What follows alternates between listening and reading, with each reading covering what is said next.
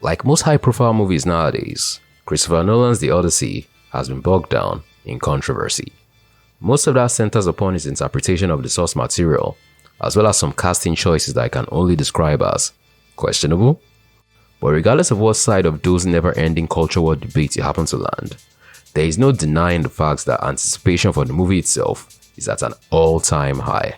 So does the film successfully sail past the siren song of all that noise, or does it get shipwrecked by the godlike fury of angry film fans?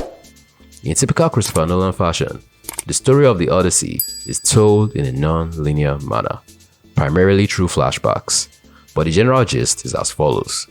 It has been many years since Odysseus, the king of the Greek island of Ithaca, was last seen. Ever since going to fight in the Trojan War, even though there have been tales of his exploits. In his prolonged absence, tensions rise as suitors gather in his hall, seeking to inherit his kingdom by marrying his wife, Penelope.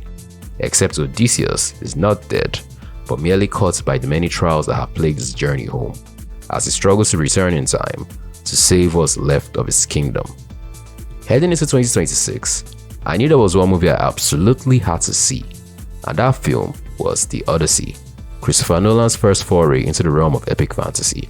And he couldn't have possibly chosen something meatier, because Homer's Odyssey remains till today one of the quintessential works of Greek mythology. Even though I must confess that most of my initial exposure to the material came through other adaptations like Ulysses and the Percy Jackson book Sea of Monsters. But from what I know, there's plenty there for a director like Nolan to sink his teeth into. And sink his teeth into it he does. It's an adaptation that feels faithful yet modernized. It touches upon a lot of the familiar beats from the source material, but is told through a contemporary lens, a fact that is reflected in the use of modern language for dialogue, as well as the diverse casting.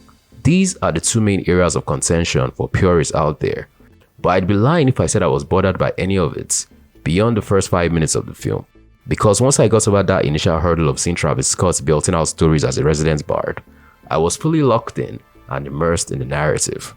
It did take a fair bit of time for the story to kick into gear, but even though the film is just shy of 3 hours long, a hard limit imposed by its use of IMAX cameras, it never felt overlong or like it's overstayed its welcome. Speaking of IMAX cameras, I didn't see the film in IMAX, but was still able to appreciate its grand scale and scope. Everything about the film felt larger than life, from its sprawling locations and sets to the cinematography that captures all of it in jaw-dropping detail. Put plainly, this is one you definitely want to see in the cinema. A lot of that praise must also extend to the mostly practical effects that help bring the movie to life. I hear that a large 60-foot tall puppet was built for the Cyclops, along with clever use of forced perspective for the armored giants, and it all blends together seamlessly to sell the illusion, keeping the movie grounded while still exploring the fantastical elements of its story. Nolan is known for his aversion to CGI, and the fact that they were able to accomplish so much with very little of it is a testament to the wizardry of his production team. But the real standout, in my opinion, was the incredible score by Ludwig Göransson and the movie's overall sound design.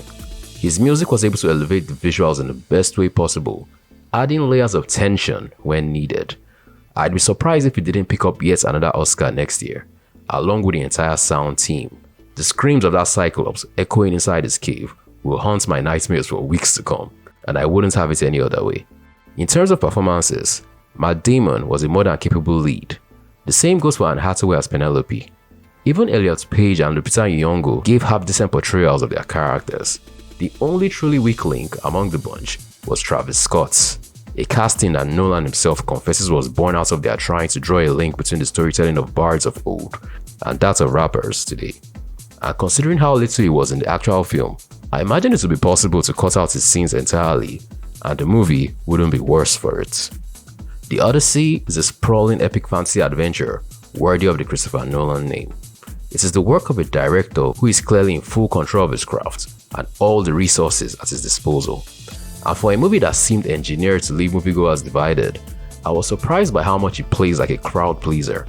I of course recognize that not everyone will be able to overlook some of his more creative choices, but if you are willing to accept the movie for what it is, then you just might be in for a journey like none other.